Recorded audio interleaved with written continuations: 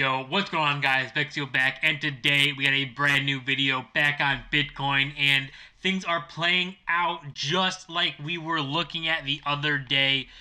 Just to give a quick little update on the price action here and what's going on, we see this is the candlestick today. We've got this massive move up, and we've actually got a good move above 47,000, finally getting above this huge resistance that we were stuck at for multiple days here. And obviously, we actually got a huge run up right to $49,129, basically pushed back at the resistance of this next line here. So I think we will overcome this next line about 49,300 is that line roughly. But that's the last line we have. If you look from here, there's just no resistance from 49,300 ish to all the way up to about 58,500. That's where the next resistance comes in. So I think getting over this will be a big hurdle. Will it be as big as 47,000 was? I'm not sure. I don't think it will be. I think we might be able to blast off here to $50,000 because of the shorts, like we said, being a big catalyst for this whole thing to happen. And this is the shorts data. As we've seen, the shorts collapsed down 43% to 1,200 when they were around 2170, 2170 Bitcoin at the peak, and just a complete drop off here to this 1200 Bitcoin short now. Basically happening pretty much like we said the other day. I thought that the shorts were going to be a big reason to push the price up higher, because they all shorted around this area before this big pump came in. So expecting the price to go down a little bit, and it wasn't a massive amount of shorts. And the good thing is the longs continue to go down as well. So longs going down is not a bad thing, because that's leverage. And if there's less leverage in the system, then these drops right here, like you see this drop from $47,600 and it fell to $44,000. So what, $3,000, a little more than 3,000. If there was a lot of leverage and people were using 10x, 100x leverage, then once this made this move, even to this halfway point, like 45,000, we could have started seeing those liquidations start going off. And then we'd see the price really fall down, probably to 40,000, maybe dip under 40 if there was a lot of leverage. But there wasn't. We saw the price kind of trend down, the shorts went up, and then people just are spot trading. So they're deciding this is a good price to get on Bitcoin, and they jump in. We see this big pump up. The shorts get trashed. They get liquidated. We get another little pump from shorts. The shorts are very hammered down now.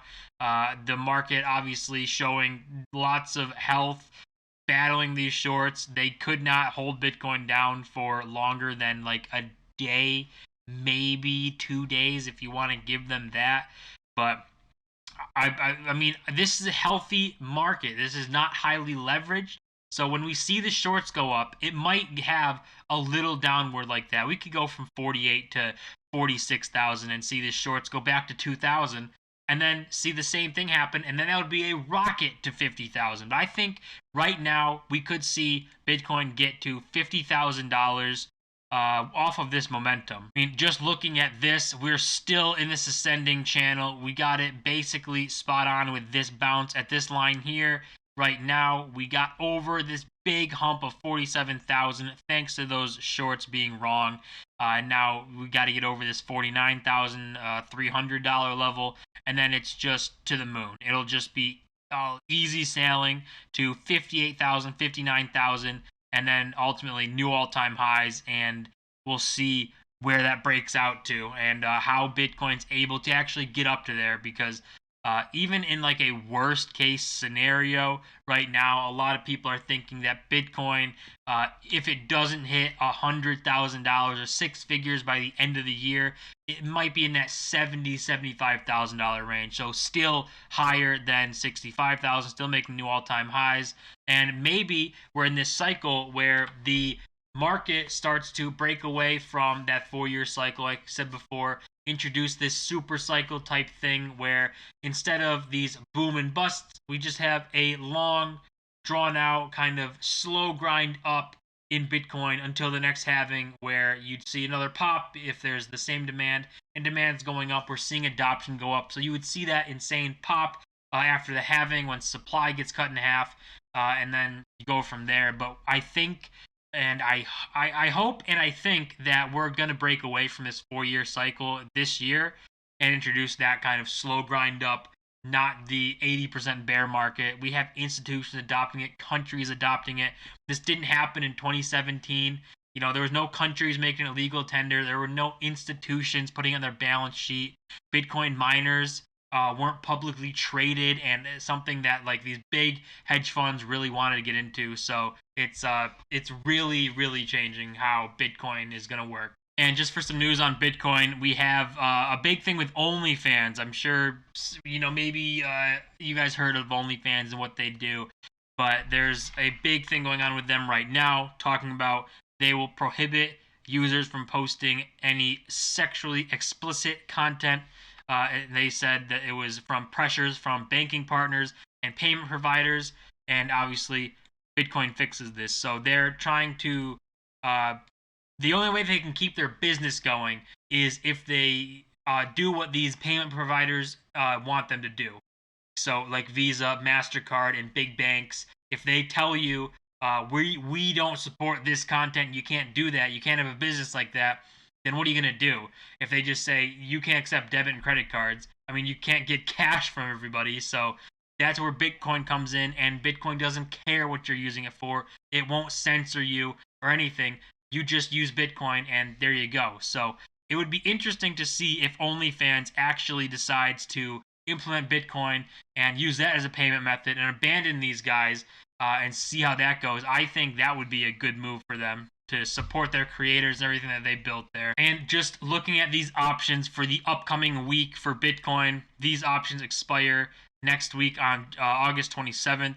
So $50,000, the largest strike open on the upside. So we can see there are these puts, but they're maybe about the same. But we see a huge 2.6K calls on $50,000 for the 27th.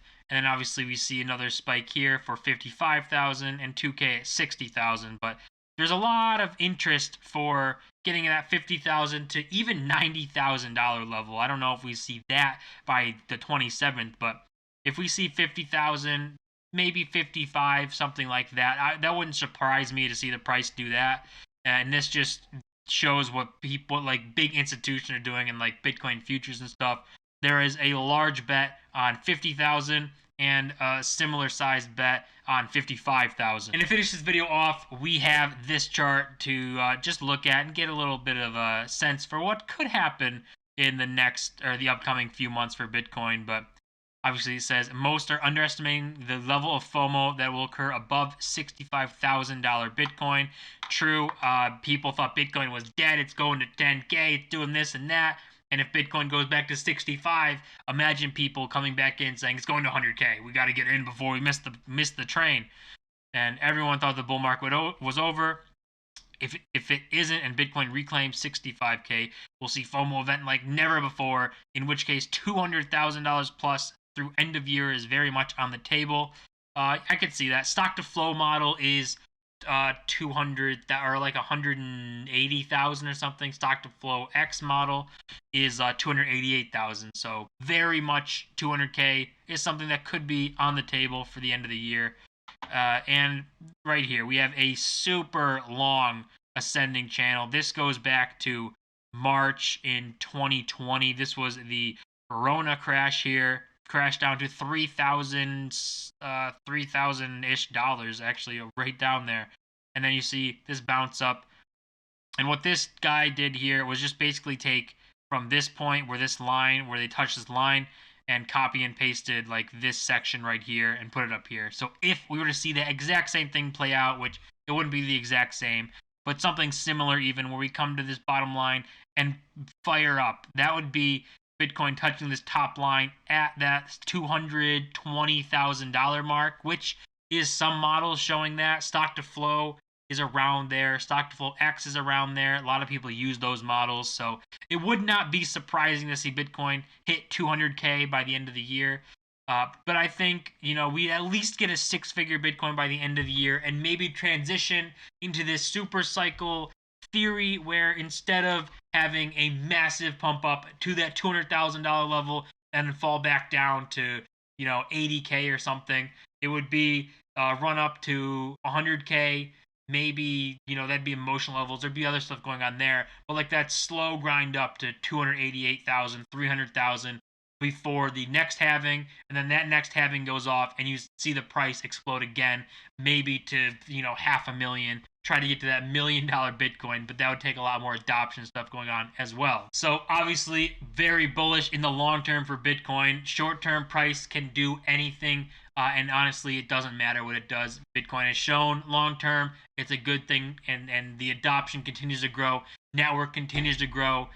There's nothing stopping this. So long term, bullish on Bitcoin. And that's going to do it for this video. So as always, guys, don't forget to smash that like button and subscribe. We're on the road to 1,000 subscribers. See you guys in my next video.